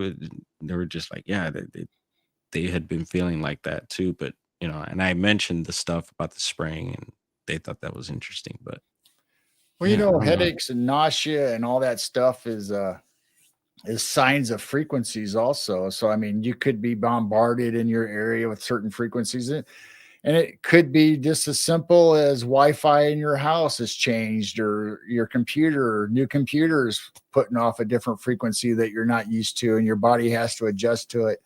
You go all the way to 5G and blue screen wireless mind control, where the blue screen, the frequency off that blue from your cell phones, your tablets, your computer, there's all that kind of it's supposed to be like a psyop out of Montauk, Yep, actually. yep. Oh And man. then you also have people talking about different dimensions, or our consciousness is changing and the earth is changing. So if you wake up all of a sudden one day and you haven't done any physical activity or nothing strenuous, and all of a sudden your back and your muscles are sore, or your joints are sore, or you feel different and out of sorts, well, maybe you're feeling that change in the world, in your body. You got to get an upgrade to your soul and your I mean, you can go so many different routes with this. I've seen so many different things and theories on this stuff, but it all makes Mhm. sense when you start thinking about, okay, but how do you know which is which? I mean, it could be chemtrails releasing stuff. It could be 5G shooting radiation frequencies at you. It could be your computer, your cell phone. It could be all of the above. Yeah. Oh gosh, we're under attack, y'all. Oh yeah, no, that's why I've been getting into the meditation, and the that inner work and stuff like that, and I've always been pretty cautious about what I consume as far as food and stuff like that, and yeah, but we still, no matter what you do, they're still getting us and stuff in some way. I But think I think Michael Jackson and all of them were on the right track and being a hyperbolic sleeping pod. I think you also need to add a Faraday cage around the outside of it, so you can be like a self-contained sleeping apparatus where nothing can get at you.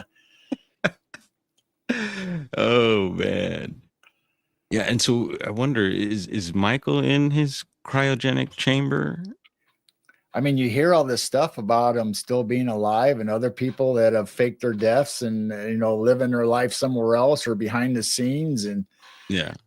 I mean, just like the other day, I was going down the Laurel Canyon rabbit hole with all the music and the cults and all that. Then I found Mhm. out that the government agency owns the biggest house on the tallest hill in Laurel Canyon, where they had movie theaters and Oh, recording wow. studios in there. So then it came down to like, look up the history of the families of everybody that lived in Laurel Canyon, and you'll find out most of them were top brass in the Navy, Air Force, Military, yeah. Marines, and the Mhm. government.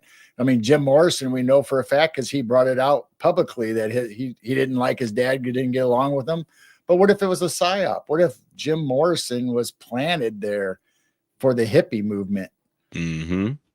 Yeah, no, I've heard that whole thing too with the hippies, that yeah, that whole thing could And have then been, supposedly there's stuff about that was actually the sound stage and movie stage for the fake moon landing was up there in Laurel Canyon. wow. Yeah. Stanley Kubrick, huh?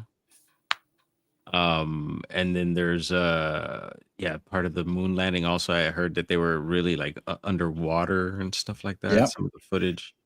Yeah, I mean they had that one video, and I don't know if it was faked or if it was real, but they said that our astronauts now have to have like scuba gear or whatever. It's like, well, why would you have to have? You're in space. You're not in water. You're not submerged. Why do you need to have something that you would actually be in water for? That doesn't make sense.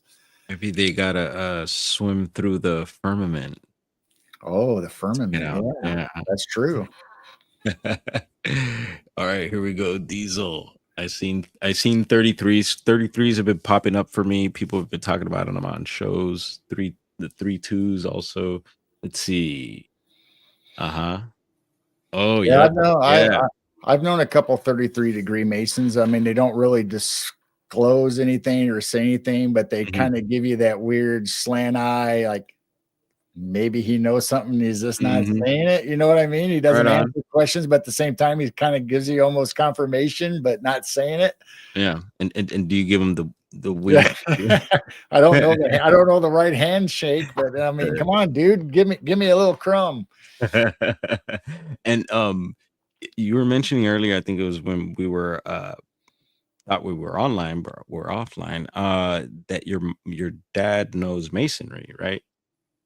Yes, not as Yeah. far as Yeah, the not the secret society, but yeah, the actual not the craft. society or that organization, but yeah, he was pretty much a jack of all trades. It's pretty amazing to be around him and learn stuff off of him. And I mean, he did bricklaying, he did carpentry, built houses. He like I said, his regular job when he finally got married and sustained a family, he became a manager or a worker out at a chemical plant, and he was the head maintenance foreman out there, the boss of that, and he was then the boss of the welding department. And he moved around almost in every department and pretty much learned all the trades or kept things running there. So it's like he was very versatile, and like he said, I'm a jack of all trades, but master of none, and that's always stuck with me. And I'm sure everybody hears that term a lot, but my dad really did fit that. I mean, there was almost nothing as far as my eyes or experience that he couldn't do or put his mind to it. He'd figure it out eventually.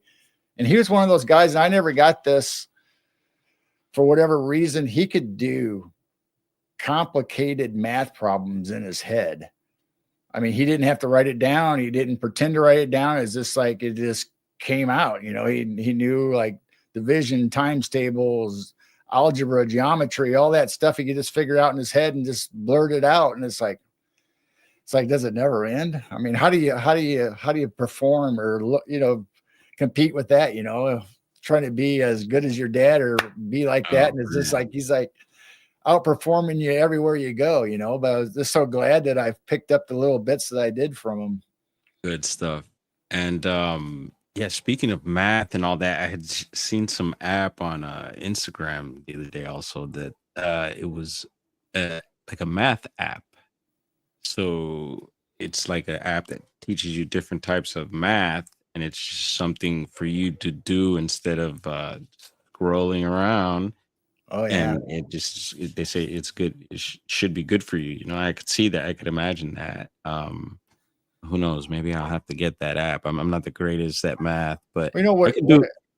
as far as mental health and Alzheimer's and all that stuff, if you keep your mind busy, whether it's like me loving to do technology and making thumbnails and doing this show and research rabbit, I mean, that keeps you busy. So that's good for mental health. Mhm. But they say if you like crossword puzzles, Sudoku, if you like math problems or trying to figure out code, like if you want to try to figure out the zodiac code, if that's your thing, it keeps you busy and active, man. Do it. Yeah. Yeah. That's my grandma. Actually, my nephew always hangs out with grandma. He's always watching after grandma, and they spend their time playing a lot of different card games, a lot of chess, all the bunch of brain stuff. So yeah, they keep her active with that, and she's good. Got to see her yesterday, and yeah, I love her. And she's also another amazing one. I could talk to her about all this stuff. I mean, she could be on the show here with us, and Oh, we'd love to awesome. talk about all this. Yeah, so that's one person that I could talk to anything about, and she'll hear you out and then give you her 2 cents. Yep.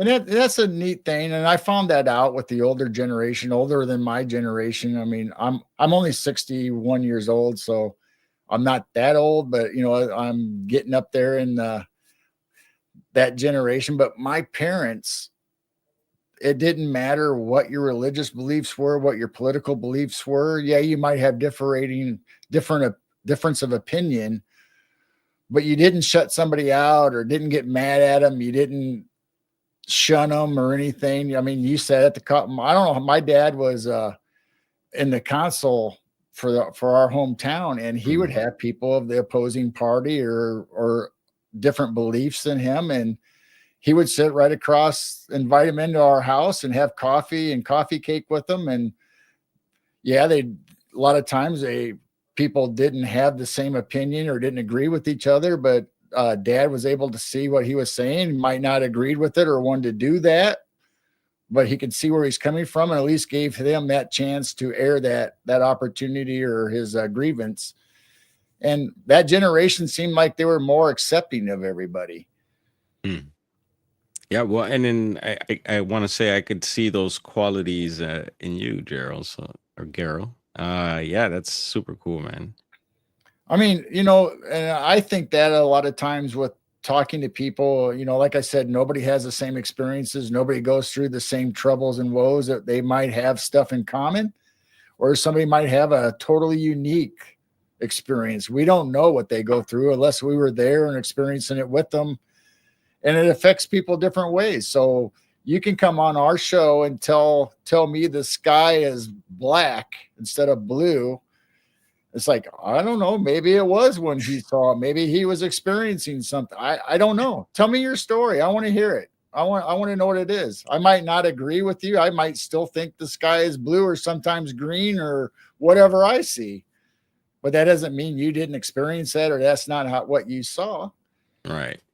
Yeah, and I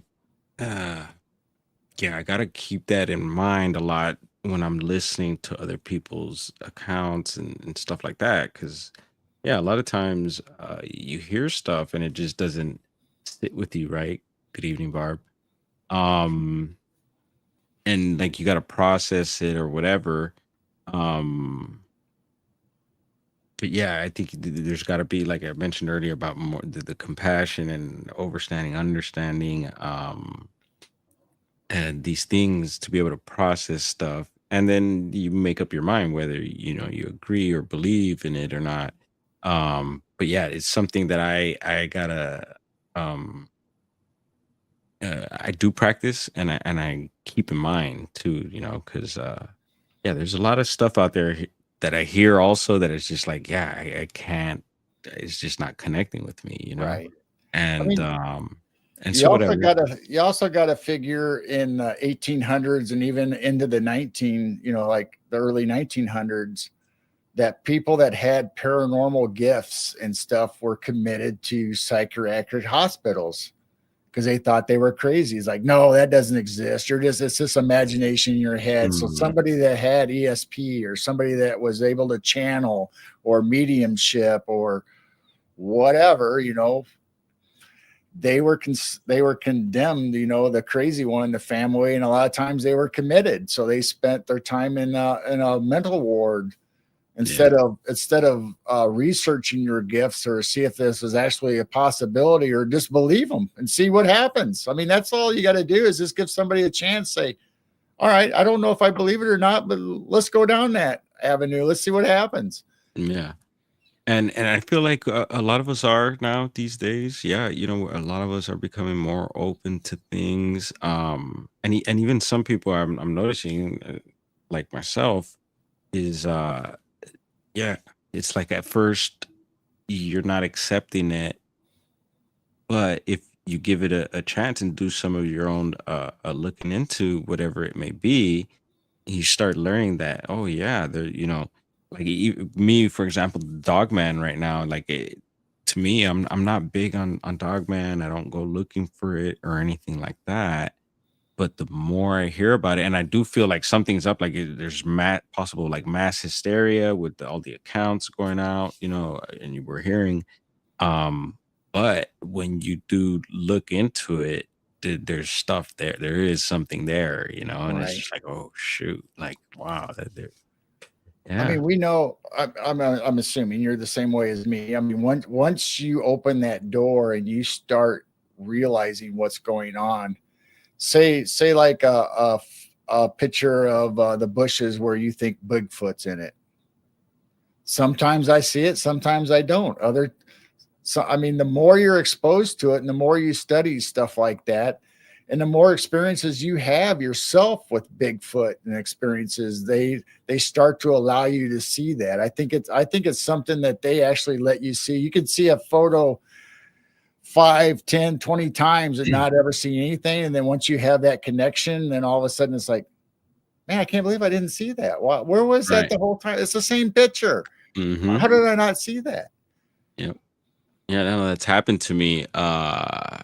With some of my own timestamps, people pointed some things out, and I couldn't see it at first, but once they really pointed, and I was like, whoa, okay, yeah, and yeah, I think that all comes with practice and training, and because I always put Latchkey out there. He's Yeah, he's really good at finding like these side anomalies. So like he could be checking out a video, and yeah, you'll have the main subject there, but he tends to always look on like the sidelines and stuff like, and he gets all this other weird stuff that's going on the sides. And yeah, I think that's really good and important to do when you're checking out videos and pictures and things like that. Yeah. Mm. Your chat is flying tonight, man. Wow, yeah, well, that's cool. I'm trying to keep I'm up trying. here. I'm I'm like trying to blown read it away. myself as it goes by, and it's like it's hard. Yeah, yeah. So if And I'm there's not even anything, at the controls trying to manage all of it. I'm just sitting here yakking and reading. yeah, um, yeah, and if there's something really that we might have missed, there's a comment or anything like that, feel free to put it in the comments later after this video is posted too, and I'll do my best to get back at you. And there's I always try to answer everyone in the comments, and there's several that I've missed. Um, Eventually I'll get to them. I try to do my best to get at them, but I don't know. There's a few out there that I haven't got to, and it's not that I'm ignoring anyone, but one day I will get to them. Anyway, so yeah, Gerald, I won't keep you up any longer. This was a good practice run, I feel, and I'm Yeah. feeling a lot more comfortable, and having everyone hang out is super cool. And yeah, there's little things like Gerald explained that I could have done as far as like a little intro and things like that, and we will be uh, working on all that. But it was good just to get our sound right, and I'm getting more familiar on how to get this going. So expect more from me here, and I'd love to talk to a lot of you out there. So get at Right. me if you're interested, and we could just casually do it like this. Doesn't have to be a world premiere, but yeah, thank you Sure. again, girl. Thank you everyone out there. We appreciate the support. Check Geralt's channel out, Midwest Night Watchers, and his partner Chiro Sounds. And then yeah, well, eventually, I'll be able to post links and Yep. this, that, and the third. But You'll be Gerald, right up there with it. You'll be doing it like second nature and just flipping everything out and whipping them out.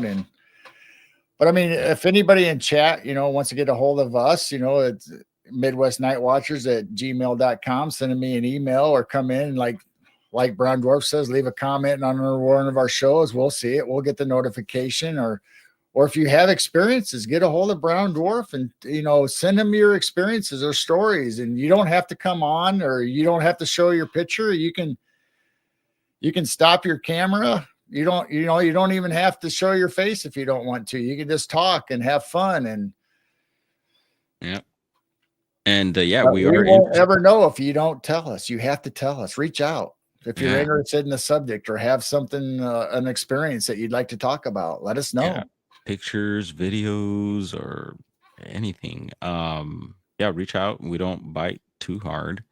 And yeah, this is super fun. Garo, once again, everyone have a blessed night, and we'll be in touch. Yeah, thank you.